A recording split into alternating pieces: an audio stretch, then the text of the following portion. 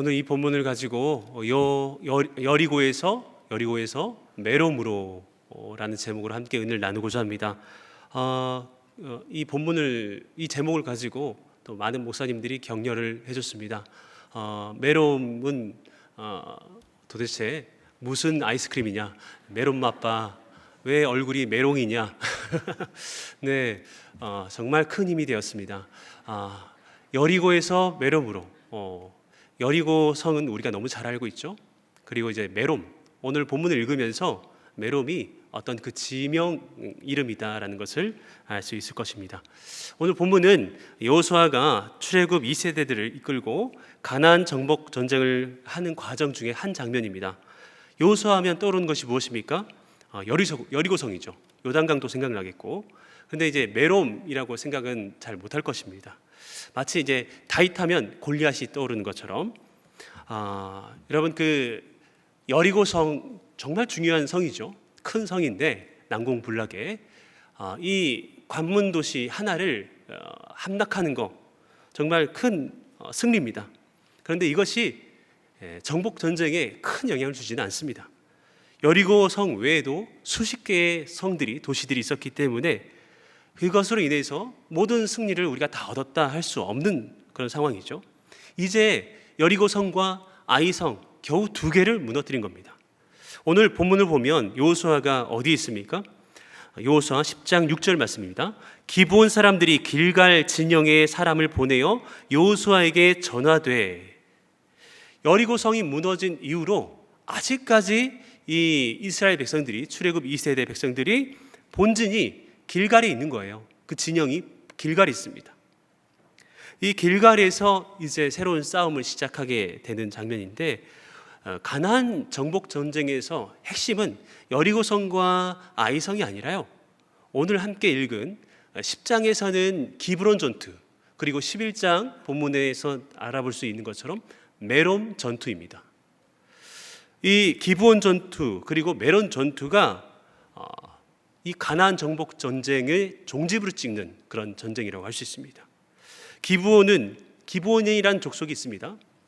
기브온 족속이 남부 지역의 5도시 연합군과 함께 그렇게 연합군을 이뤄야 되는데, 이 기브온 족속이 여호수아를 의지하고 이스라엘 백성들에게 의탁하게 되는 결과가 나오는 것이죠.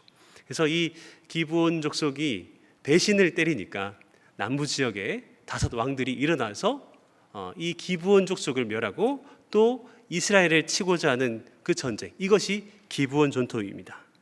메론 전투는 북방과 동방, 서방 이런 수십 개의 성의 연합군과 함께 싸워서 승리한 전투인데요, 이 기브온 전투의 승리 결과 남부 지역을 점령하고, 그리고 11장에 있는 메론 전투의 결과로 서방, 동방, 북방을 다스리게 차지하게 됩니다.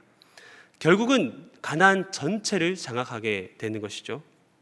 이 두 전투가 가나안 정복 전쟁에서는 노르망디 상륙 작전이나 스탈린그라드 전투가 되는 것이죠.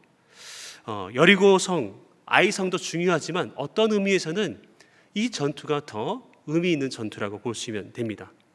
교회 생활 오래 했는데 메론 전투는 처음 들어본다. 다른 표현으로는 하솔왕과의 전투인데 왜 우리는 이 전투를 기억하지 못할까요? 잘 생각해 보았으면 좋겠습니다.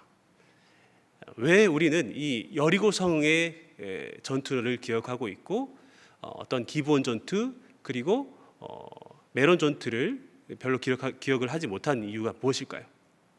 우리가 하나님 앞에 어떤 문제를 가지고 기도했을 때에 이 여리고 성의 플롯이 우리에게 더 마음에 들기 때문입니다. 여러분, 여리고의 방식, 물론 그것에 하나님의 특별한 계획과 그것을 이루기 위해서 이 여리고 백성들을 이제 둘러싸고 이스라엘 백성들이 도우는 거 힘들었겠죠. 두려움도 있었을 겁니다. 그런데 그렇게 치열한 싸움은 아니었습니다. 그렇기 때문에 우리로서도 여리고 스타일로 하나님께서 응답해 주시고 여리고 성이 무너지는 방식으로 우리의 문제에 응답해 주시는 것을 내심 바라고 있는 것 아니겠습니까? 우리는 여리고 성 점령 방식이 더 마음에 드는 것 같습니다. 그런데요, 이 가나안 전체를 차지하는, 가나안을 차지하는 것은 이들이 그저 정복욕, 어떤 다른 이들을 제압하고 거기서부터 착취하고자 하는 제국주의적인 그런 마음 가운데서, 동기 가운데서 이 전쟁을 시작하는 건 아닙니다. 하나님께서 아브라함에게, 그리고 모세에게, 그리고 수많은 이스라엘 백성들에게 약속하셨던 것처럼 400년의 그 언약이, 그 수건이 이루어지는 장면이죠. 언약을 성취하는 과정에서 수많은 싸움들이 있어야 했는데, 여러분, 이 싸움에서 무엇보다도 중요한 것은 정말 우리가 땀 흘리지 않고 쉽게 얻는 그런 응답도 중요하지만, 이렇게 기브온과 메론 전투와 같은 때로는 우리의 힘과 우리의 열심이, 또 우리의 어떤 한계와, 그러나 하나님께서 도우시는 이 장면, 이런 것이 어쩌면 우리의 일상에서 더 많이 와닿는 플롯이라는 것입니다. 여러분, 그렇기 때문에 오늘 설교를 이유로 여리고성도 많이 묵상하시고, 그리고 그 은혜를 누리시면 좋겠지만, 어쩌면 우리의 실생활에 더 와닿는, 어쩌면 우리의 싸움에 더 많은 부분이 적용되는 이 메론 전투의 영적인 교훈들을 마음에 새기는 시간이 되었으면 좋겠습니다. 여리고성보다 더 기억되지 못하는 이 전투들이지만, 그럼에도 오늘 함께 읽은 이 두 본문은 가나안 정복을 이룬 이스라엘에게 있어서 400년 언약이, 수건이 완성되는 순간이라는 특별한 가치가 있습니다. 그러면 좀 더 이 이야기를, 물론 역사 이야기니까 약간은 이 시간대에 지루할 수가 있습니다. 그러나 최대한 간결하게 빠르게 진행하려고 합니다. 처음에 기브온 족속이 이스라엘에게 항복을 합니다. 남방의 5 왕들이 기브온에게 분노를 하죠. 우리를 이끌어야 할 도시 중에 하나가 왜 이스라엘에게 붙어서 우리를 배신하느냐. 그래서 연합군을 형성하고 남방의 5 왕들이 이 기브온 족속을 치려 합니다. 그런데 이스라엘 치는 것이 아니라 기브온은 치는 것을 보면은 이 5 왕들은, 이 연합군들은 사실 이스라엘은 그렇게 크게 두려운 적으로 간주하지 않았던 것 같습니다. 먼저 배신자를 처단하고, 그리고 함께 연합한 이 이스라엘을 치고자 했습니다. 그런데 이 상황에서 기브온 족속이 이스라엘에게, 여호수아에게 지원 요청을 하죠. 우리를 구원해 달라고. 여호수아서 10장 6절 말씀입니다. 우리 다 같이 함께 읽을까요? 시작. 기브온 사람들이 길갈 진영에 사람을 보내어 여호수아에게 전하되 당신의 종들 돕기를 더디게 하지 마시고 속히 우리에게 올라와 우리를 구하소서. 산지에 거주하는 아모리 사람의 왕들이 다 모여 우리를 치나이다 하매. 여러분, 이 기브온 사람들의 그 두려움을 다 이해하시겠죠? 이런 상황을 받고, 이런 요청을 받고 전쟁을 이제 시작하려고 합니다. 그런데 여호수아는 여기서 두려움을 느끼기 시작합니다. 여호수아는 두려움을 느낍니다. 여리고성이 와르르 무너지는, 정말 기적과 같은 이런 장면이 어디 있습니까? 그냥 돌기만 했고 마지막 날에 소리만 쳤는데, 야 했는데 그렇게 와르르 무너지는, 물론 그것이 어떤 수많은 200만 가까이 되는 그런 난민들이, 이스라엘 백성들이 함께 소리를 지르니 땅과 바닥이 진동하면서 성에 균열이 가면서 와르르 무너진 것이다. 예전에 동방불패라는 그런 그 영화가 기억이 나요. 음파 신공하면서 막 소리 깍, 그리고 비팔 탁 치니까 띵 하면서 적들이 뭐 그냥 날아가는, 그 여러분 저만 기억하는 옛날 사람입니까? 저도 그런 그 해석이 나름 일리 있다 싶었는데요. 하나님은요, 그런 거 없어도 하나님은 충분히 그들의 순종을 보시고 무너뜨릴 수 있습니다. 여러분, 이렇게 무너졌는데 어찌되건 놀라운 기적입니다. 이 기적이 있었음에도 불구하고 여호수아가 왜 두려워할까요? 왜냐하면 이 여리고성의 전투와 이 지금 기브온 전투의 질이 다르기 때문입니다. 여리고성은 어떤 면에서는 그냥 이겼습니다. 전투라고 보기엔 너무 어렵습니다. 아이성도 마찬가지고 압도적인 병력의 차이로 우위를 그렇게 선점했고 이겼습니다. 이제는 평지에서 군대 대 군대로 붙는 것입니다. 5도시 연합군입니다. 전투에 능하고 많은 경험이 있는, 근데 이제 광야에서 나와서 이제 겨우 하나님의 기적적인 도움으로 여리고성을 무너뜨린 그리고 작은 아이성을 무찌른 그런 전력밖에 없는 이 사람들. 그러니 여호수아는 두려울 수밖에 없는 것입니다. 여호수아 10장 8절. 여호수아가 두려웠기 때문에 하나님께서 이렇게 말씀하시죠. 시작. 그때에 여호와께서 여호수아에게 이르시되 그들을 두려워하지 말라. 내가 그들을 내 손에 넘겨 주었으니 그들 중에서 한 사람도 너를 당할 자 없으리라 하신지라.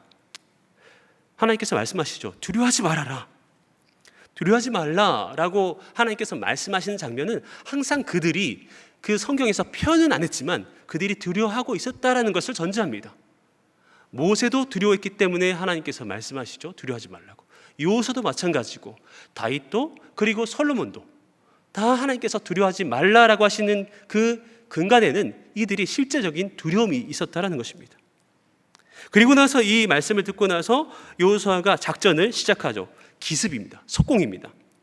10장 9절입니다. 여호수아가 길갈에서 밤새도록 올라가 갑자기 그들에게 이르니 어떻게 합니까? 밤새도록 올라갑니다. 달려갑니다.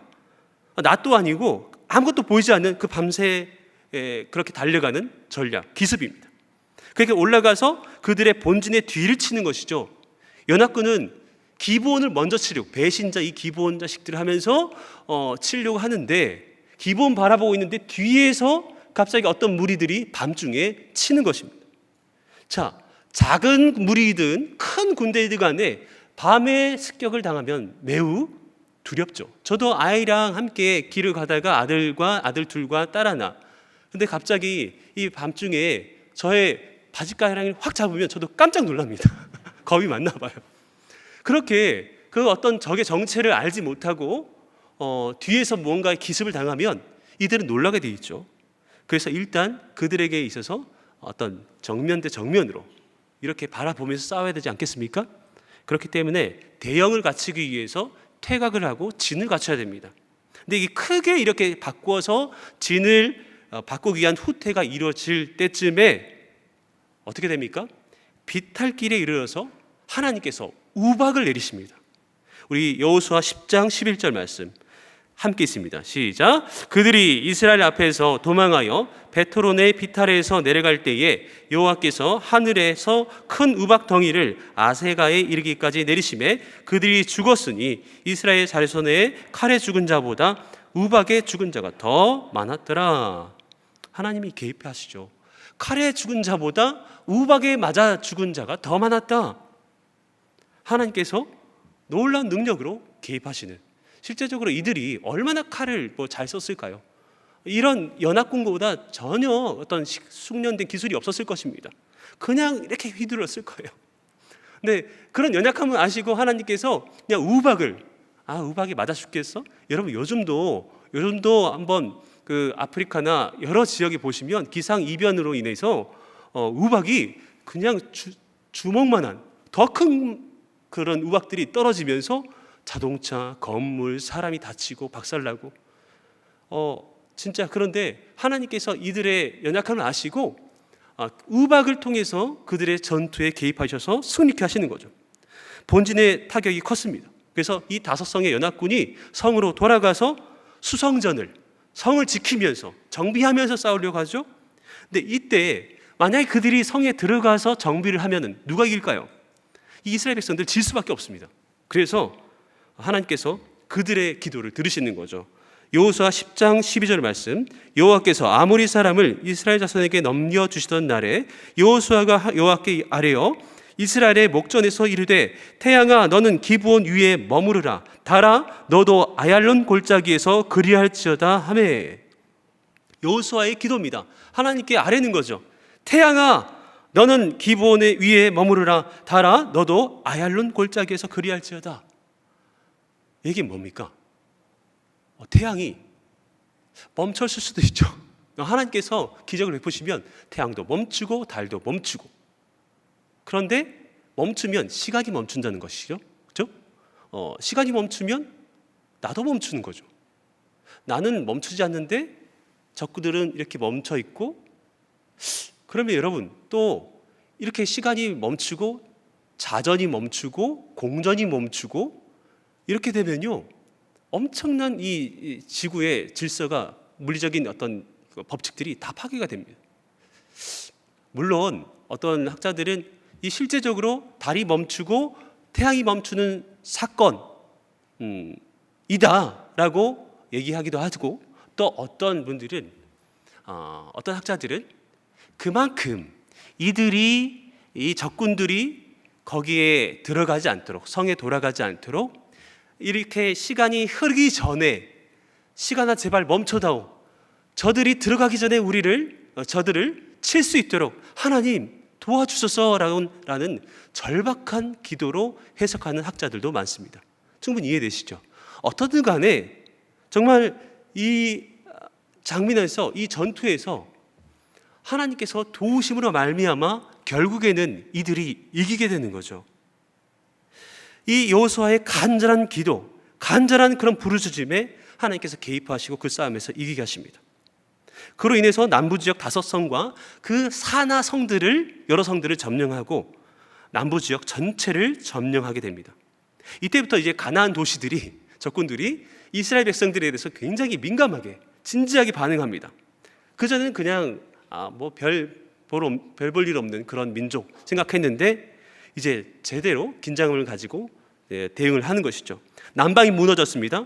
그렇기 때문에 북방의 하솔 왕이 연합군을 이끌고 서방과 동방과 연합해서, 이전은 4분의 1이었어요.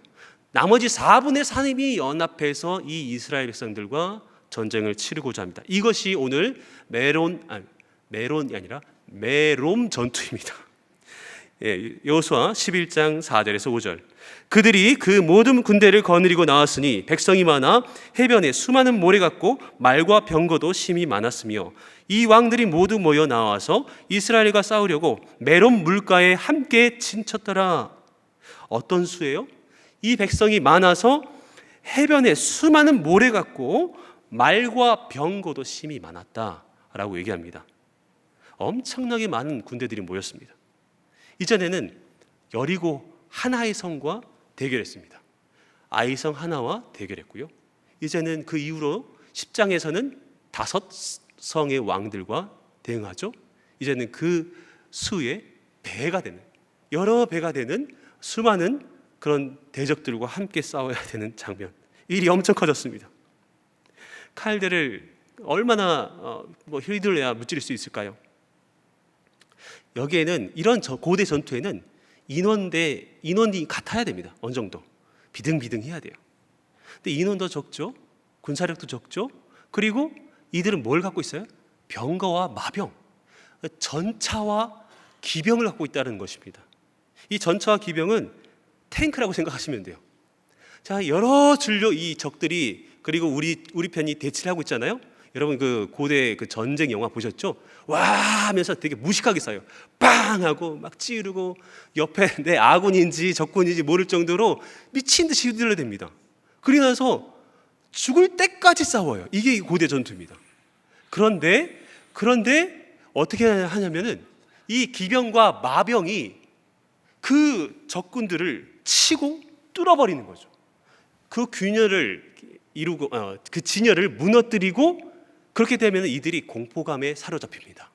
그러면 비등비등해 보여도 숫자가 이 전차와 마병과 기병으로 인해서 결국은 이들이 후퇴하고 패배할 수밖에 없다는 것이죠. 이런 싸움이에요. 그런데 이런 싸움, 질 수밖에 없는 싸움, 하나님께서 말씀하시죠. 11장 6절 우리 다 함께 읽겠습니다. 시작.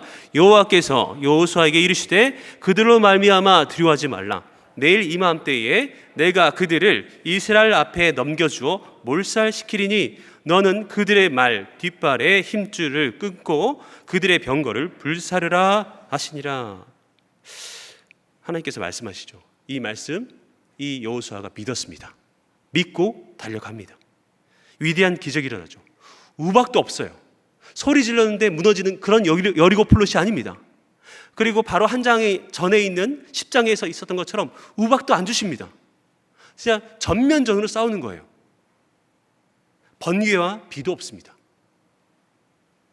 완전 폭망할 수밖에 없는 각이죠. 폭망각입니다. 근데 그 어느 누구도 개입하지 않았어요. 이들이 있는 그대로 싸우는 거예요.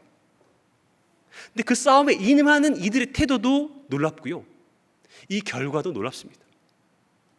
여러분, 누군가가 와서 정말 슈퍼파워로 도와주는 것, 이것도 기적이지만, 우박 내리는 것 기적이지만, 전투력이 제로인데 전투력이 100%인 상태와 맞붙었을 때 이겼다. 이게 더 기적 아니겠습니까? 놀라운 기적이 일어난 겁니다. 그래서 그 다음 장면에 11장 15절부터 16절까지 이유는 점령 지역과 그 명단들, 사람들의 이름들이 나오는 것입니다. 지루할 정도로 나열되는 거예요. 이 얘기 뭐냐면 전쟁이 끝난 거예요. 전쟁이 거의 그냥 마무리된 겁니다.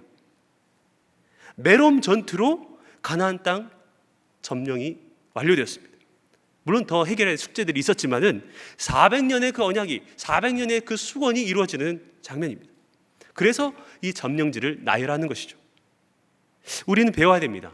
어떻게 해서 이 메롬 전투에서 가능성 이 0%인 이 전투에서 이들이 승리를 할 수 있었는지, 오늘날에도 정말 나의 힘과 능력이 나의 것이 다 사라지는 그때, 그래도 그 이전에는 뭔가를 기대했었고 또 기도하면 뭔가 하나님께서 개입하시고 도와주신 그런 흔적들도 있었고, 근데 지금 기도해도 응답이 없는 것 같고, 그리고 나에게서 어떤 뭔가를 기대할 만한 지식과 경험과 담대한 믿음도 없어지는 그런 상태, 메론 물가에서 수많은 대군을 맞이하는 초라하기 짝이 없는 나의 상태, 혹시 이런 메론 물가에서 서 있는 여러분은 아닌지요? 이런 메론 물가에서, 메론 전투에서 승리하기 위한 방법, 이미 답들을 앞에서 다 얘기했기 때문에 간결하게 세 가지로 정리해 보고자 합니다. 첫 번째, 두려워하라입니다. 두려워하십시오. 저 목사 이상한 거 아니야? 두려우면 형벌이 있고 두려움은 믿음 없는 것인데, 저 목사가 두려워하셔야 됩니다. 왜냐하면 이 두려움은 절박한 문제의식을 갖고 있습니다. 여러분, 여호수아는 두려워했습니다. 모세의 자리를 이어받았을 때 두려워했습니다. 기브온 전투를, 메론 전투를 두려워했습니다. 두려워했기 때문에 하나님께서 말씀하시죠. 두려워하지 말아라. 두려워하지 않을 때는 딱 한 번 있었습니다. 여리고 성 함락 이후에 아이성 때 이 여호수아를 포함한 많은 백성들이 두려워하지 않았습니다. 교만했습니다. 그렇기 때문에 이 아이성 전투에서 방심하고 패망하고, 그러나 그 이후에 어떻게 됩니까? 이 여호수아는 두려움을 갖습니다. 자신의 한계를 직면합니다.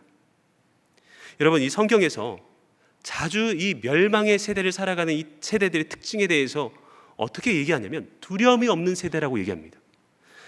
예수님도 그렇게 말씀하시죠. 마태복음 24장 38절에서 39절 말씀. 홍수 전에 노아가 방수에 들어가던 날까지 사람들이 먹고 마시며 장가들고 시집가고 있으면서 홍수가 나서 그들을 다 멸하기까지 깨닫지 못하였으니 인자의 임함도 이와 같으리라. 마지막 때를 살아가는 노아 때도 그랬고요, 또 소돔과 그 고모라 때도 마찬가지고요, 심판의 징조가 있었음에도 그들은 두려워하지 않았습니다. 먹고 마시고 현재에 충실하고, 인생 뭐 있어? 지금 이 날에 이 현실에 충실하자 하면서 그렇게 하나님을 두려워하지 않고 자신의 신앙의 없음과 방임을 그렇게 두려워하지 않습니다. 두려움이 없는 것은 용기가 아닐 수 있습니다. 두려움이 없는 것은 문제를 인식하지 못한 무지의 결과일 수 있습니다. 두려워한다는 것은 내가 나의 나약함을, 한계를 인정한다는 거예요. 그리고 그 문제는 내가 풀 수 있는 가벼운 문제가 아니라는 것입니다. 여호수아에게는 두려움이 있었습니다. 이 고뇌의 밤이 있었습니다. 하나님, 이제 광야에서 40년 동안 방황하다가 훈련받다가 전투라고는 별로 경험이 없는, 그리고 그때마다 하나님께서 도와주셨기 때문에 이겼지, 우리에게는 힘이 없습니다. 하나님 도와주시지 않으면 안 됩니다. 하나님 은혜 없으면 난 이길 수 없습니다. 두려움이 하나님을 의지하는 신뢰의 기도로 나아가게 되는 것이죠. 두려워하는 사람이 기도하게 됩니다. 두려워하는 사람이 하나님 앞에 엎드리게 됩니다. 이 시간 여러분의 그 메론 전투 앞에서 이 문제, 이전의 전투처럼 난 할 수 있어 라고 자만하지 않기를 바랍니다. 우리가 해왔던 것이 아닙니다. 하나님께서 도우셨고 하나님께서 나를 사용하셔서 해냈지 내가 한 것이 아닙니다. 두려움을 가지십시오. 두려움으로 하나님께 엎드리십시오. 두려울 때에 하나님을 찾게 되고 하나님의 음성을 듣는 감각이 열리게 됩니다. 두려움이 있는 자가 믿음이 있는 자일 수 있습니다. 두 번째, 두려워하지 마십시오. 저 목사 왜 왔다 갔다 해? 네, 밥을 안 먹었나? 예, 밥을 안 먹었지만 두려워해야 됩니다. 그리고 두려워하지 말아야 됩니다. 왜냐하면 내가 두려워서 기도하고 있을 때, 두려움에 의해서 하나님을 찾을 때에 하나님이 내게 응답하시거든요. 하나님이 내게 말씀하십니다. 요소가 그랬잖아요. 오늘 본문 두 곳을 읽었는데 다 자기의 두려움을 하나님 앞에 보일 때에 두려워하지 마, 통일하게 말씀합니다. 두려워하지 마. 하나님이 개입하시는 거예요. 건강한 두려움이었습니다. 하나님께 나아가는 두려움이었습니다. 그렇기 때문에 하나님께서 두려워하지 마, 내가 길을 알려줄게, 내가 도와줄게. 그렇게 하나님의 음성이 들리기 시작합니다. 하나님으로 인한 소망을 갖게 됐다는 것입니다. 심각한 문제의식만 있다면 우리는 두렵고 절망하고 그 자리에 안주할 수밖에 없습니다. 이 문제의식의 끝에서, 두려움의 끝에서 어떻게 해야 되는지 하나님을 바라봐야 되는 것입니다. 여호수아 11장 6절 말씀, 여호와께서 여호수아에게 이르시되 그들로 말미암아 두려워하지 말라. 내일 이맘때에 내가 그들을 이스라엘 앞에 넘겨주어 몰살시키리니 너는 그들의 말 뒷발에 힘줄을 끊고 그들의 병거를 불사르라 하시니라.